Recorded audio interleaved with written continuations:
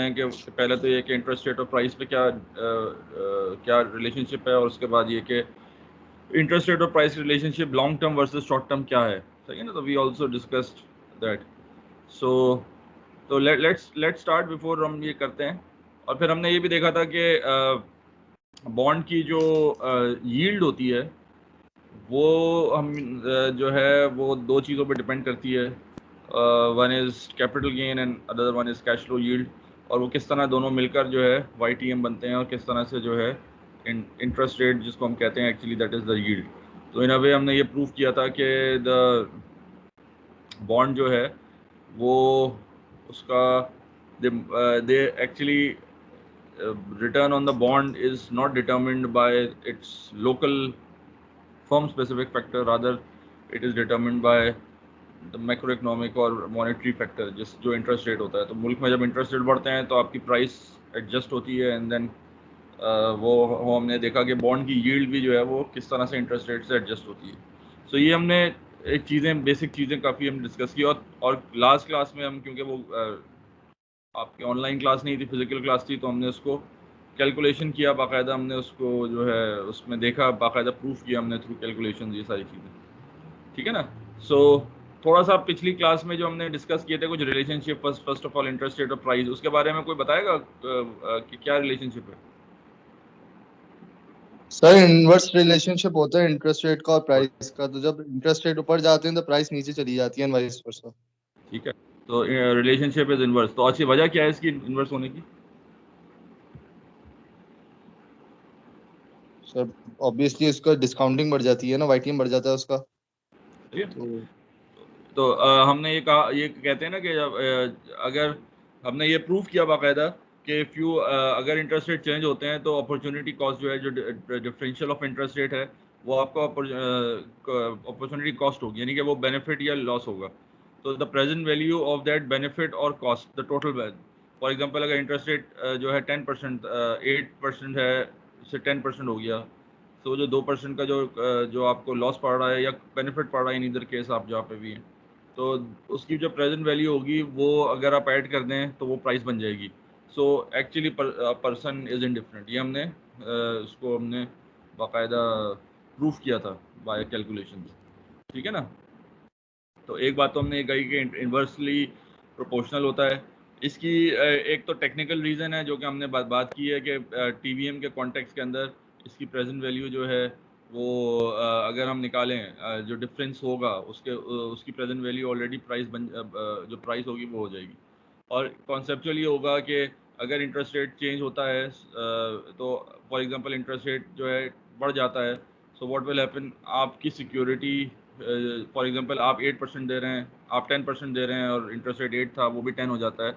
So what will happen, दूसरे लोग भी ज़्यादा दे रहे होंगे तो लोग जो है वो आपकी सिक्योरिटी से शिफ्ट करेंगे दूसरी सिक्योरिटी के अंदर ना। सो इसकी वजह से क्या होगा, the price of your security will go down. कितने से डाउन होगी? वो उतने से डाउन होती रहेगी जब तक कि यू बिकेम इनडिफरेंट। और वो इनडिफरेंट क्या होगी? When the present value of all the जो डिफरेंशियल होगा वो the price should be equal to that present value. तो अंटिल वो चीज़ नहीं होगी आर्बिट्राज होता रहेगा, और जिस वक्त वो चीज़ इक्वल हो जाएगी that will be the price. और रियल टर्म में वो इतनी जल्दी होती है कि price of security of a bond became irrelevant, totally irrelevant. अभी आपको TBL की कोई प्राइस नहीं मालूम होगी, PIB की कोई प्राइस नहीं मालूम होगी। इसकी वजह ये है कि प्राइस कोई देखता नहीं है, इंटरेस्ट रेट देखते हैं, क्योंकि प्राइस उस माइक्रो सेकंड में चेंज हो जाती है, और जो नई प्राइस आती है उस पर ही बेड ऑन ऑफर्स होती हैं जो उस प्राइस डिफरेंशियल के हिसाब से बन रही होती है। तो वो हमने कैलकुलेट किया था प्राइस डिफरेंशियल और प्राइस, और उससे हमने रिलेशनशिप बताई थी। अच्छा ये बताएं कोई एनीबडी जो शॉर्ट टर्म और लॉन्ग टर्म में क्या फ़र्क है प्राइस और इंटरेस्ट रेट का with regard to long term and short term? जी सर लॉन्ग टर्म में आपका इंटरेस्ट रेट रिस्क बढ़ जाता है, जबकि शॉर्ट टर्म में आपका इंटरेस्ट रेट रिस्क ये नहीं क्या होता। होता है इंटरेस्ट रेट रिस्क? क्या होता है?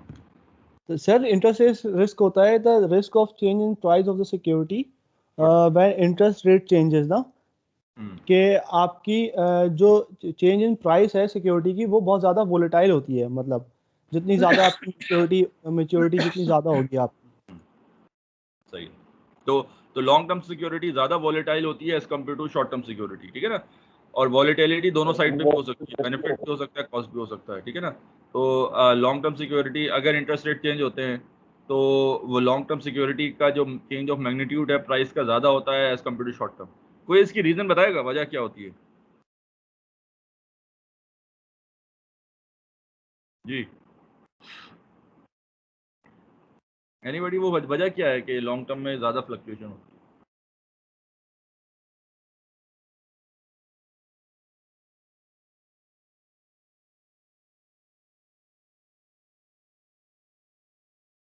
जी, हमने कैलकुलेट किया था ना, हमने बाकायदा 5 ईयर, 10 ईयर, 15 ईयर, है ना, 3 साल के बॉन्ड्स हमने देखे थे और हमने ये देखा था कि 5 ईयर की फ्लक्चुएशन कम थी, 10 ईयर की ज़्यादा थी और 15 ईयर की उससे भी ज़्यादा थी दोनों साइड पे, यानी कि प्रीमियम पे भी ज़्यादा ट्रेड हो रहा था, डिस्काउंट पे भी ज़्यादा ट्रेड हो रहा था। क्या रीज़न हो सकती है?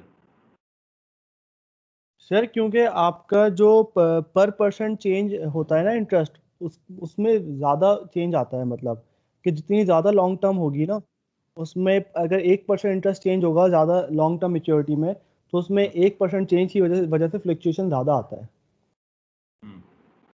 तो वो उसका मैग्नीट्यूड जो है उसकी जो अगर हम प्रेजेंट वैल्यू निकालेंगे तो अगर वो डिफरेंशियल होगा, पेमेंट का जो डिफरेंशियल होगा वो जो है अगर 1 साल का होगा तो उसकी प्रेजेंट वैल्यू कम निकलेगी, वही 10 साल का होगा तो ज़्यादा में निकलेगी, तो उसका इफेक्ट प्राइस पे ज़्यादा पड़ेगा। सो एनी चेंज जो है वो उसका इफेक्ट प्राइस पे पड़ रहा होता है। इसको हम कहते हैं इंटरेस्ट रेट रिस्क, क्योंकि चेंज इन प्राइस जो है, जैसे इन्होंने बताया कि interest rate risk is the change in price of security when interest rate changes. तो इसका जो फंक्शन है इसको ड्यूरेशन कहते हैं। तो higher the duration of the security more will be the interest rate risk, ठीक है। इंटरेस्ट रेट रिस्क का ताल्लुक क्रेडिट रिस्क से नहीं है। अगर मैं आपसे कहूँ कि ट्रेजरी बिल 10 साल का है वर्सेस, ट्रेजरी बिल कह रहा हूँ, पीआईबी है 10 साल का और वर्सेस कॉर्पोरेट बॉन्ड 10 साल का है, तो किसमें इंटरेस्ट रेट रिस्क ज़्यादा होगा?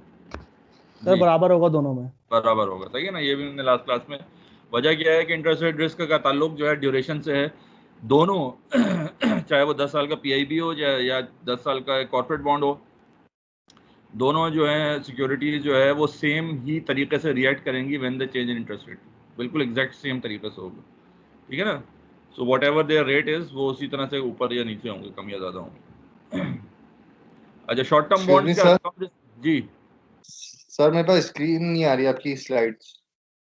अच्छा, स्लाइड नहीं आ रही, मैं उसको दोबारा कर लेता हूँ। अभी मैंने स्लाइड स्टार्ट वैसे मैंने नहीं की, लगे स्क्रीन वैसे भी नहीं आ रही। ये नहीं, अब बीच में अभी आई थी 2 सेकंड पहले स्लाइड, अब आ गई सर, अब आ गई, आ गई है? अब आ गई। तो ये हमने डिस्कस किया। अच्छा, क्या शॉर्ट टर्म बॉन्ड्स कम रिस्की होते हैं as compare to long term bonds? Everything else constant, interest rate regarding interest rate. जी, yes Yes, yes sir. Sir, हम Yes. कम रिस्की होते हैं। अच्छा, कौन सा रिस्क कम होता है इसमें? Sir high sir invest interest interest rate risk कम होता है और रीइन्वेस्टमेंट रिस्क ज्यादा होता है। हाँ, तो इसका मतलब है दोनों रिस्की हुए ना। यानी कि there is nothing is as, यानी कि इसमें ऐसा नहीं है कि लॉन्ग टर्म बॉन्ड ज़्यादा रिस्की है, शॉर्ट टर्म बॉन्ड कम रिस्की है। हमने देखा था कि लॉन्ग टर्म बॉन्ड में हाँ इंटरेस्ट रेट रिस्क ज़्यादा होता है क्योंकि फ्लक्चुएशन ज़्यादा होती है, इट्स अ ड्यूरेशन पे डिपेंड करता है। तो शॉर्ट टर्म बॉन्ड की ड्यूरेशन कम होती है, तो इस वजह से जो है वो इंटरेस्ट रेट रिस्क उसमें कम होता है। लेकिन साथ साथ शॉर्ट टर्म बॉन्ड में जो है री इन्वेस्टमेंट रेट रिस्क भी मौजूद होता है, ये आपको मालूम होगा।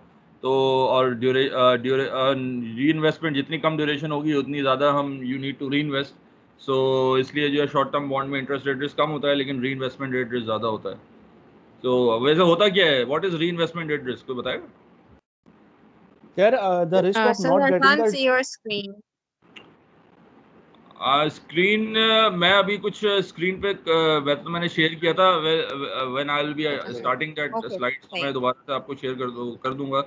अभी मैंने किया था, वो शायद फिर किसी वजह से वो हो गई, तो अभी मैं स्लाइड पे मैं आया नहीं हूँ। जी, री इन्वेस्टमेंट रेट रिस्क क्या होता है? Sir not getting the desired cash flow in the next year, so the risk associated with it is called reinvestment risk, कि आप जो नेक्स्ट ईयर ठीक है, चाहते तो हैं। Not getting the desired cash flow. हाँ हाँ, बोले बोले। हाँ सर, बस यही था। हाँ, तो ये तो भी तो हो बिल्कुल सकता है कि मैच्योरिटी के बाद रीइन्वेस्टमेंट जब करनी हो आपको तो सेम रेट पे ना हो पाए। कोई ऐसा हो सकता है कि जिसमें इंटरेस्ट रेट रिस्क भी ना हो, री इन्वेस्टमेंट रेट रिस्क भी ना हो? नो सर, तो बनाना पड़ेगा ऐसा कुछ। आपने सिचुएशन बनाई थी तो मैंने कल बताया था ना आपको, मैंने पिछली क्लास में परसों क्या बताया था सर, वो आपने 6 महीने का बॉन्ड था जो कि वो कर क्या दिया। बोला था? एक मैंने ऐसे हाइपोथेटिकल सिचुएशन बनाई थी जिसमें मैंने कहा था कि इसमें नहीं हो सकता। वो क्या सिचुएशन थी? तो वो साल की कुछ थी आपने बनाई थी, 1 साल के लिए आपका इन्वेस्टमेंट होराइजन 1 साल का था। यस, यानी कि आपके इन्वेस्टमेंट होराइजन और और वो आपकी काउंटर मैच्योरिटी वो सेम हो जाए, so you don't need to reinvest. और शॉर्ट टर्म हो तो because if it's a short term there is no interest rate risk, यानी 1 साल का मैच्योरिटी में वैसे ही ड्यूरेशन इतनी कम होती है कि इंटरेस्ट रेट रिस्क बहुत कम होता है।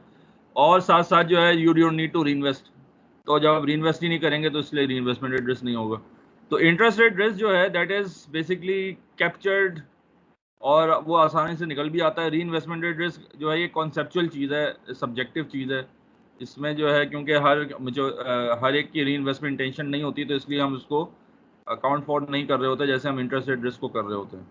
आप एडवांस जब आप जाएंगे कभी फाइनेंस पढ़ेंगे तो ड्यूरेशन के फॉर्मूले होते हैं, तो इससे आप इंटायरली वो निकाल सकते हैं। छोटी सी मैं एक बात कह दूं कि इंटरेस्ट रेट रिस्क जो है वो ड्यूरेशन पे डिपेंड करता है। जो ड्यूरेशन जो होती है वो कैश फ्लो की ड्यूरेशन होती है। फॉर एग्जाम्पल, अच्छा मैं एक सवाल करता हूँ। एक हाइपोथेटिकल बॉन्ड है, 0 कूपन बॉन्ड है, ठीक है, 10 साल का 0 कूपन बॉन्ड है और वर्सेस 10 साल का कूपन बॉन्ड है, ठीक है। किस बॉन्ड में इंटरेस्ट रेट रिस्क ज्यादा होगा? सर बराबर होगा सर तो जीरो कूपन ज्यादा नहीं होगा? बराबर होगा। अच्छा तो ऐसा आप क्या कह रहे हैं? इक्वल होगा दोनों में। इक्वल होगा, ऐसा कह रहे हैं इक्वल होगा 0 कूपन। और कौन कह रहा है? मैं कह रहा हूँ सर जीरो कूपन में कम ज्यादा होगा और कूपन वाले में कम होगा। अच्छा, दूसरा जो है एक और दूसरा जो आए इन्होंने बोला है कि सिप्ते मुर्तजा ने कि 0 कूपन जो बॉन्ड है उसमें इंटरेस्ट रेट ज्यादा होगा और कूपन में कम होगा, ठीक है। और कोई इसके अलावा कोई इसमें आइडिया देना चाहे? सेम होगा जी, हमजा आप कह रहे हैं दोनों का सेम होगा, हैं? जी सर। और कोई चलें? सर सेम होगा सर। सेम होगा, ठीक है। तो अम्मार भी कह रहे हैं सेम होगा। सो अच्छा, इसमें आप एक चीज समझें, इसमें जो है अगर तो कूपन बॉन्ड है और वर्सेस 0 कूपन बॉन्ड है तो 0 कूपन बॉन्ड में इंटरेस्ट रेट ज्यादा होगा as compare to coupon bond. इसकी वजह क्या? हालांकि ड्यूरेशन दोनों की सेम है, सही है ना। कोई सवाल ये करे कि यार दोनों 10 साल के हैं तो ड्यूरेशन सेम है तो सेम होना चाहिए, तो लेकिन हम ये क्यों कह रहे हैं कि 0 कूपन में जो है वो इंटरेस्ट रेट ज़्यादा होगा? उसकी वजह ये है कि ड्यूरेशन जो है वो इटसेल्फ कैश फ्लो की जो ड्यूरेशन देखी जाती है। तो फॉर एग्जांपल कूपन बॉन्ड के अंदर 10 साल का कूपन बॉन्ड में हर साल आपको कैश फ्लो मिल रही है, सही है ना। So actually you are free to invest that cash flow at whatever rate you want, ठीक है। लेकिन 10 साल का जो 0 कूपन बॉन्ड है इसके अंदर हमने अंडरलाइन अजम्पशन ये किए हुए है whatever cash flow you are getting you are at the same time reinvesting that cash flow at the same rate in the same security. So what happens के वो जो coupon है उसके अंदर जो है इंटरेस्ट जो है वो री इन्वेस्ट नहीं हो रहा सेम रेट पे, जबकि 0 कूपन में उसका जो इंटरेस्ट है वो भी री इन्वेस्ट हो रहा है। सो इसका मतलब ये है कि duration of a 0 coupon bond वो ज्यादा होगी कैश फ्लो की duration as compare to coupon bond, क्योंकि कूपन बॉन्ड में कुछ कैश फ्लो क्योंकि पहले मिल रही है तो वो री इन्वेस्टमेंट की टोटल ड्यूरेशन कम हो रही है, सही है ना। डिस्पाइट के आपकी नंबर ऑफ ईयर्स ज़्यादा है लेकिन यानी बराबर है, लेकिन जो कैश फ्लो की ड्यूरेशन है वो कम होगी। फॉर एग्जांपल एक 0 कूपन बॉन्ड में 100% जो कैश फ्लो है वो 10वें साल मिल रही है, जो जबकि कूपन बॉन्ड में कुछ कैश फ्लो पहले साल मिल रही है, कुछ दूसरे साल मिल रही है, कुछ तीसरे साल और एक बड़ा पोर्शन 10वें साल मिल रहा है। सो अगर हम दोनों की ड्यूरेशन देखें तो कैश फ्लो की ड्यूरेशन जो है ओवरऑल वो 0 कूपन में ज़्यादा होगी as compare to a coupon bond, ठीक है ना। तो इस वजह से वो जो बात है सिप्ते मुर्तज़ा की वो सही है कि जो आपकी कूपन बॉन्ड है वो उसमें ड्यूरेशन कम होगी एज कम्पेयर टू 0 कूपन। ये बात समझ में आई? क्योंकि हालांकि एज दोनों की सेम है लेकिन फिर भी ड्यूरेशन का फर्क कैश फ्लो के हिसाब से आ जाएगा। ड्यूरेशन कम होगी, इंटरेस्ट कम होगा। नहीं, interest everything else is constant. Let's suppose दोनों सबका इंटरेस्ट सेम है, लेकिन होगा क्या कि जो 0 कूपन है वो उसमें जो कैश फ्लो है वो भी री इन्वेस्ट हो रही होंगी उसी सेम रेट पे। फॉर एग्जांपल अगर आपने 10% पे 0 कूपन लिया है so your cash flow will be reinvested eight 10%। तो जब भी इंटरेस्ट रेट चेंज होगा तो अपॉर्चुनिटी लॉस या गेन का इफेक्ट उसके इंटरेस्ट पर भी पड़ेगा बिकॉज वो भी री इन्वेस्ट हो रहा है। जबकि कूपन बॉन्ड के अंदर क्या हो रहा है, कूपन बॉन्ड के अंदर आपको कैश फ्लो हार्ड कैश में मिल रही है। नाउ हार्ड कैश में मिल रहा है तो उसके अंदर you are free to reinvest that cash flow at whatever going rate possible.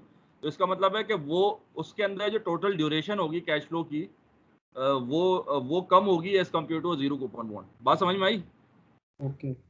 तो इसी वजह से उसकी जो फ्लक्चुएशन होगी, अगर आप कैलकुलेट भी करें ना, अगर आप कूपन बॉन्ड की फ्लक्चुएशन जैसे हमने लास्ट क्लास में कैलकुलेट की थी ना, आप इसको एक थर्ड बना दें जीरो कूपन बॉन्ड एक सेम का, तो आप खुद देखेंगे कि जो हाई और लोज होंगे ना, और जीरो कूपन बॉन्ड की जो है वो तो जो वैल्यूएशन है वो तो बड़ी आसान है, simple future value present value से आपका एक ही कैश फ्लो आ रही है। सो अगर आप वो देखेंगे तो उसमें और ज़्यादा फ्लक्चुएशन होगी। So you can compare that as well. Clear है? और लॉजिक मैंने आपको बता दी लॉजिकली। कोई क्वेश्चन? समझ में आई बात अमार या? हाँ जी सर आ गई है। गुड। तो सॉरी आपकी बात काट रहा हूँ, आपने कहा कि ड्यूरेशन कम होगी तो रिस्क कम होगा। ड्यूरेशन कम होगी तो रिस्क कम होगी। ठीक है, सही। ठीक है ना? जितनी ड्यूरेशन कम होगी उतना ही फ्लक्चुएशन कम होगी, उतना ही अपॉर्चुनिटी गेन और लॉस कम होगी। ठीक है। तो हम ये कह सकते हैं कि कूपन रेट, ये कोई अगर बंद कर दे माइक वगैरह, तो हम ये कह सकते हैं कि जो कूपन बॉन्ड है उसके अंदर इंटरेस्ट रेट रिस्क कम होगा, लेकिन री इन्वेस्टमेंट रेट रिस्क ज्यादा होगा, because now the coupon payment would need to be reinvested at different rate ना। जबकि जीरो कूपन बॉन्ड के अंदर री इन्वेस्टमेंट रेट रिस्क कम होगा, वो नहीं होगा एक्चुअली, कोई पेमेंट ही नहीं है जो दैट नीड टू बी री इन्वेस्ट, लेकिन इंटरेस्ट रेट रिस्क ज्यादा होगा। सही है? बात समझ में आ रही है? जी सर। और in short nothing is risk free, ना शॉर्ट टर्म ना लॉन्ग टर्म। सिर्फ हम लॉन्ग टर्म के अंदर रिस्क अकाउंट फॉर कर सकते हैं, लेकिन शॉर्ट टर्म के अंदर बिकॉज री investment is a subjective assumption जो कि हर इन्वेस्टर का अपना होता है, तो इस वजह से you can not account for the री इन्वेस्टमेंट रेट रिस्क। ठीक है? क्लियर है? कुछ सवाल? सर अगर जीरो कूपन बॉन्ड की मैच्योरिटी 1 साल हो जाए तो ये भी तो वही कंडीशन आ जाएगी ना कि जिसमें ना री इन्वेस्टमेंट रिस्क है ना इंटरेस्ट रेट रिस्क है। अगर 1 साल का फॉर एग्जांपल आपने 10 साल के लिए पैसे आपके पास हैं, 1 साल का आपने जीरो कूपन लिया है, तो वो उसके अंदर इंटरेस्ट रेट रिस्क कम होगी क्योंकि 1 साल में तो फ्लक्चुएशन कम होगी, लेकिन उसमें री इन्वेस्टमेंट ज़्यादा होगा because you need to reinvest for second year and third year and so forth, तो उसमें री इन्वेस्टमेंट ज़्यादा होगा। ये तो मैं कह रहा था कि एक 10 साल का ही कूपन जो एग्जिस्ट नहीं करता, हाइपोथेटिकली बताया 10 साल का जीरो कूपन बॉन्ड है, लेट्स सपोज, मैं उसकी बात कर रहा था। ठीक है? ठीक है सर। और कोई एनी अदर क्वेश्चंस? कोई? सही। चलें, तो ये चीज़ें हमने लास्ट क्लास के अंदर जो हमने चीज़ें डिस्कस की थी उससे आपकी वैल्यूएशन कॉन्टेक्स्ट में आसानी हो गई। You can value a bond and security. आज हम उसके कॉन्सेप्चुअल फ्रेमवर्क्स को डिस्कस करेंगे, और वो आप खुद ही लिंक कर लीजिएगा वैल्यूएशन से। हमने वैल्यूएशन पिछले क्लास में कर ली बिकॉज वैल्यूएशन में you need to be present physically, और आज हम सिर्फ कॉन्सेप्चुअल चीज़ें डिस्कस करेंगे ताकि वो जो हमने वैल्यूएशन की है उसकी और अंडरपिनिंग हो जाए, कंसेप्चुअल ग्राउंडिंग हो जाए ना। सो चलें, तो I come to the slides. Slide मैं दोबारा से शेयर कर देता हूँ।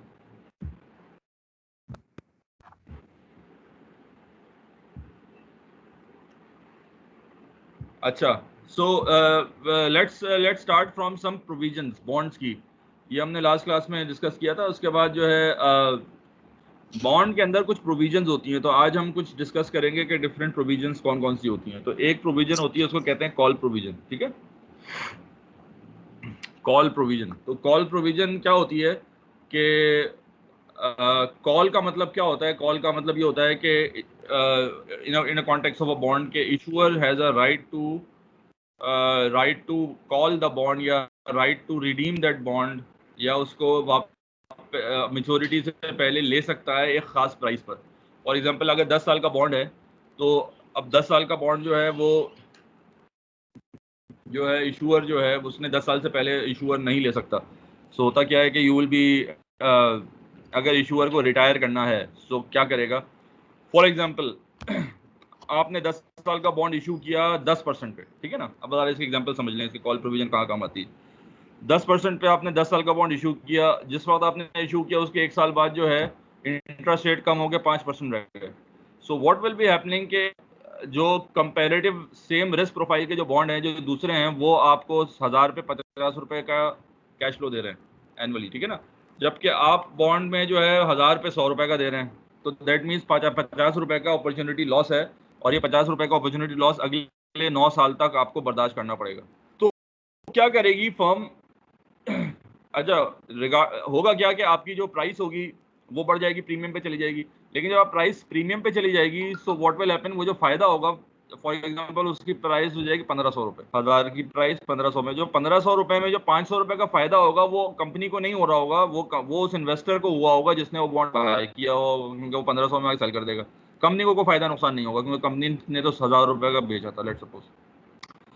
अब अगर कंपनी को चाहती है कि ये बॉन्ड जो है रिटायर करके कम रेट का बॉन्ड इशू कर दे, तो कंपनी क्या करेगी? कंपनी जाएगी मार्केट के अंदर और 1500 में बाय करेगी। अगर उसने 1500 में बाय किया, दैट मीन्स हर 1000 रुपए पे 500 रुपए एक्स्ट्रा पे कर रही है।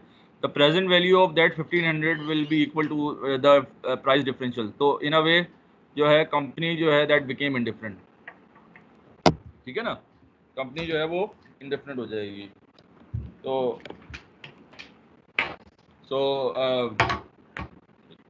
जब वो कंपनी जो है इंडिफरेंट हो जाएगी तो उसका फायदा या नुकसान जो है वो नहीं होगा, क्योंकि जाहिर बात है जब वो उसको एक्स्ट्रा पे करना पड़ेगा, वो उसका फायदा था जो कि इसके लिए क्या कॉल प्रोविजन होती है, क्योंकि कभी और ऑप्शन में कॉल पॉसिबल है, एक खास कॉलेबल है 1100 रुपए, जो है 1100 रुपए में कॉल करेगी तो क्या होगा, इन्वेस्टर जो जिसने वो बॉन्ड खरीदा हुआ है वो जो है कंपनी को वो बेचने पे बाइंडिंग होगी, तो डिसीजन ऑफ कंपनी के पास होगा, तो इशू सेल कर देंगे, कंपनी के क्या हुआ उसको 400 रुपए का फायदा हो गया, बिकॉज अगर उसको इस वक्त जो है 1100 गेन ऑफ 400, ठीक है ना, जो उसको 400 हो गया, ठीक है ना, इस कहते हैं कॉल के अंदर एक कॉल प्रोविजन है, तो राइट है कॉल ये जो है इसको ये इज अ डेरिवेटिव, ठीक है, जो फाइनेंशियल डेरिवेटिव होता है उसमें एक ऑप्शन होता है, ऑप्शन के अंदर क्या होता है कि ऑप्शन हैज अनलाइक सर बहुत डिस्टॉर्शन है दोनों सर, पार्टीज के दरमियान जो है आपकी आवाज आपके पास हो रही है सर, सॉरी लेकिन आपकी कुछ समझ नहीं आपकी आवाज नहीं आ रही सर, लास्ट 2-3 मिनट से हो रही है सर।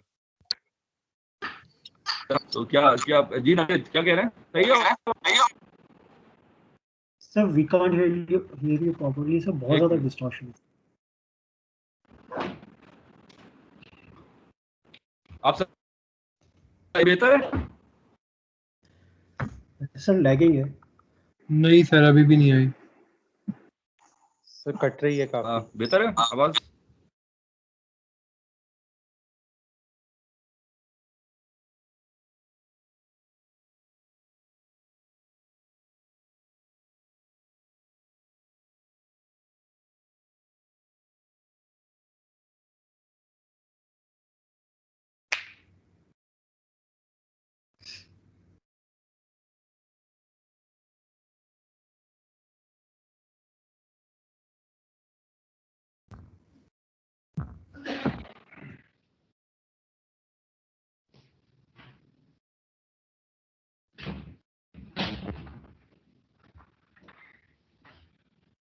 जी सॉरी, आवाज क्लियर है? मैं थोड़ा सा उसको रीस्टार्ट किया इंटरनेट। जी आवाज क्लियर है? आ रही है जी ओके बेटर सर। अच्छा ओके अच्छा, तो मैं जो बात कह रहा था, I think hopefully you get the point के इशूअर जो डेरिवेटिव है वो मैंने इस एग्जांपल कह रहा था कि option is option is one kind of a derivative, सही है। ये अकाउंट में कोई मसला है, अगर किसी को कनेक्शन में आए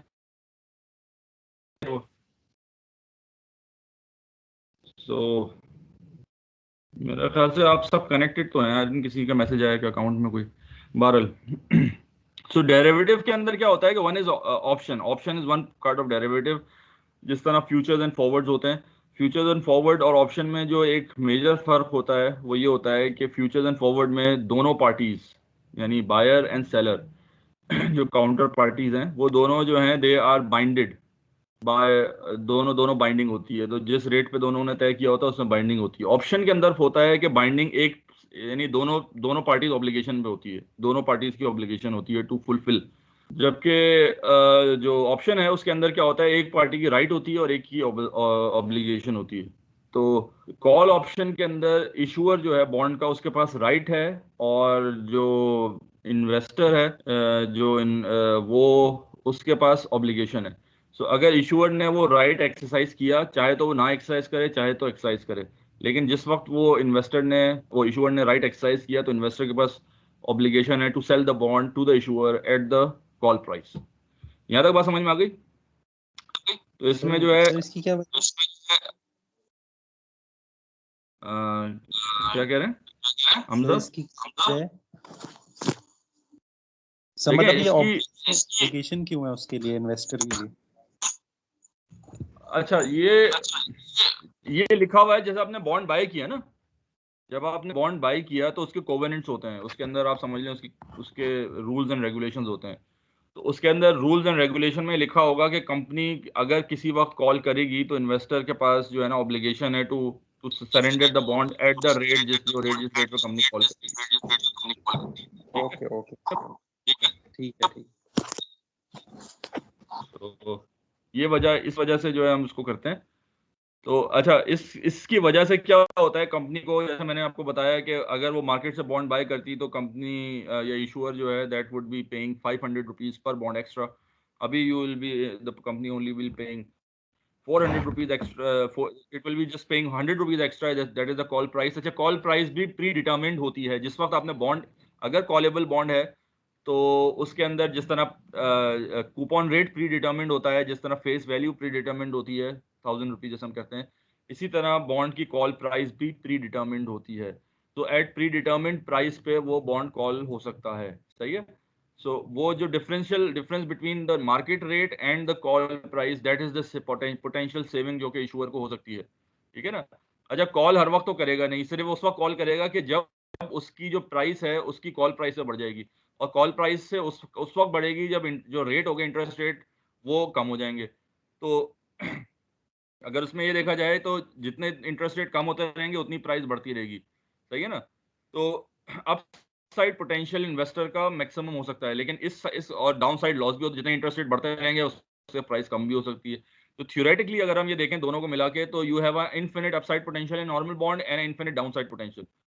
अगर थ्योरेटिकली इंटरेस्ट रेट जो है हाइपोथेटिकली कहीं थाउजेंड में चले गए तो price will come down next to zero. So you have a infinite potential of loss. इसी तरह से अगर इंटरेस्ट रेट नीचे चले गए price will go up infinite. लेकिन कॉल में क्या होता है कि लॉस तो आपका वैसे ही होता है इन्वेस्टर के लिए, लेकिन जो गेन होता है, जो कैपिटल गेन होता है प्राइस के अंदर, that is basically bounded till the price, till the call price. तो कॉल प्राइस से ऊपर उसकी प्राइस जा नहीं सकती, बिकॉज अगर वो ऊपर जाएगी तो वो कॉल कर ली जाएगी। तो इस वजह से इन्वेस्टर को इसमें नुकसान है और इशूअर को इसमें फायदा है, ठीक है। ये होती है कॉल प्रोविजन। क्लियर है जी? ये बात समझ में आई? सर आ तो गई, लेकिन सर वो डिस्टॉर्शन की वजह से ना थोड़ा बहुत वो था। तो सर बस एक छोटा सा क्विक हाईलाइट देते हैं कि what is this all about sir. यहाँ तक तो मुझे समझ आ गया था कि redeem the bond after maturity because of the opportunity loss and everything. तो जब आपने एग्जांपल दी थी ना, इसके बाद भी लॉस्ट यू, तो उसके बाद से फिर बहुत सारी चीज़ एग्जांपल हो गई। हाँ, तो वो मैं चल दोबारा से वो एग्जांपल दे दूँ। ये मैंने आपको शुरू में बता दी कि कॉल क्या होती है। अब मैं उस एग्जांपल में आ जाता हूँ। मैंने एग्जांपल कही थी कि एक कंपनी है, उसने जो है 10% पे बॉन्ड इशू किया, ठीक है ना, 10% कूपन रेट पे, ठीक है। अच्छा, इंटरेस्ट रेट भी 10% चल रहे थे। So what will be the price of the bond? जी नवेद। यस सर, क्या क्या सर? 10% पे एक कंपनी ने 10% कूपन रेट पे बॉन्ड इशू किया, इंटरेस्ट रेट भी 10% चल रहे हैं, what would be the price?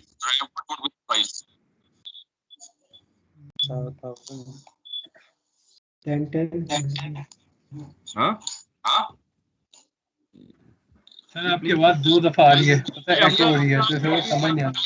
Sir मेरे पास सरप्राइजिंगली सही आ रही है आपकी आवाज, तो वो 1000 रुपीज होगी जो आप कह रहे हैं। यस सर, पार वैल्यू पे होगा। ठीक है। सो ये आपके माइक से आई थिंक डबल आ रही है। वो मैंने अभी हमजा का माइक बंद किया है, अब सही है ना? वो शायद हमजा के माइक में इको आ रही है, आई डोंट नो। आप सही होगी। अब सही हो जी गया? सर सही है। हमजा बस आप जब बात करें फिर माइक फौरन बंद कर दिया करें, आपके माइक में हमें इको लग रही है, शायद आपको नहीं लग रही हो। सही है ना? बहरहाल अच्छा। तो ये हमने देखा कि if the price and if the coupon rate is equals to interest rate, price will be equal to the face value, so the price would be 1000 rupees. Now what happens? 10 साल का बॉन्ड था, 1 साल के बाद interest rate कम हो के 5% हो जाते हैं। ठीक है, प्राइस क्या होनी चाहिए तो वो आप कैलकुलेट कर लेंगे, है ना? कोई कैलकुलेट करके बताएगा? वैसे एग्जैक्टली मैं तो मेरे हिसाब से 1500 के अराउंड होनी चाहिए। 10 इयर्स बॉन्ड है, 10 इयर्स बॉन्ड है, और आई जो है आपका 5% है, कूपन जो है आपका वही 10% चल रहा है, तो 100 रुपए की वो है, पीएमटी है। So what will be the price of the bond? जी एनीबडी? 1386 हमने लास्ट टाइम कैलकुलेट की थी। यही थी। अच्छा 1386। ठीक है, तो price of the bond is 1386, so that means के ऑलमोस्ट 1400 रुपए का वो बॉन्ड हो जाएगा अगर इंटरेस्ट रेट कम हो गया, 5% रह जाते हैं। ठीक है, अब now what will happen to the company? अब कंपनी के पर्सपेक्टिव से देखें, यानी अगर कोई कंपेरेबल बॉन्ड मार्केट में चल रहा होगा तो उसको 50 रुपए का पेमेंट दे रहे होंगे पर बॉन्ड पर ईयर। ठीक है, आपकी कंपनी 100 रुपए की दे रही है पेमेंट, तो उसको 50 रुपीज का अपॉर्चुनिटी लॉस है, और ये लॉस जो है अगले 9 साल तक रहेगा। ठीक है, सो व्हाट विल हैपन? एक ऑप्शन तो ये कंपनी का, अगर इसके पास वो नहीं हो, कॉल ऑप्शन ना हो, तो वो क्या करेगी? मार्केट से 1386 पे बाय करेगी। अब 1386 पे बाय करेगी तो दैट मीन्स हर बॉन्ड पे 386 रुपीज एक्स्ट्रा पे कर रही है company to get the bond. यानी कि वो बॉन्ड बाय क्यों करेगी? वो बाय इसलिए करेगी कि वो नया बॉन्ड इशू कर देगी 5% पर, तो उसको फिर अपॉर्चुनिटी लॉस कवर हो जाएगा। जब वो मार्केट से बाय करने जाएगी तो उसको पड़ेगा वो बॉन्ड 1386 का, जैसे हमने कैलकुलेट किया। तो 1386 पे जब वो बाय करेगी तो 386 रुपीज एक्स्ट्रा वो पे कर रही है। तो जो बेनिफिट उसको 50 रुपीज का for rest of the 9 year पड़ेगा, उसकी जो प्रेजेंट वैल्यू हुई वो that will be exactly equal to 386 rupees. So उसका बाय करना या ना करना बराबर है, यानी कंपनी विल बी इंडिफरेंट। सही है ना? तो उसमें वो एक्चुअली वो लॉस बर्दाश्त कर रही है, अपॉर्चुनिटी लॉस वो किसी तरह कवर नहीं होगा, यानी कोई और ऑप्शन नहीं है जिससे वो लॉस कवर हो जाए।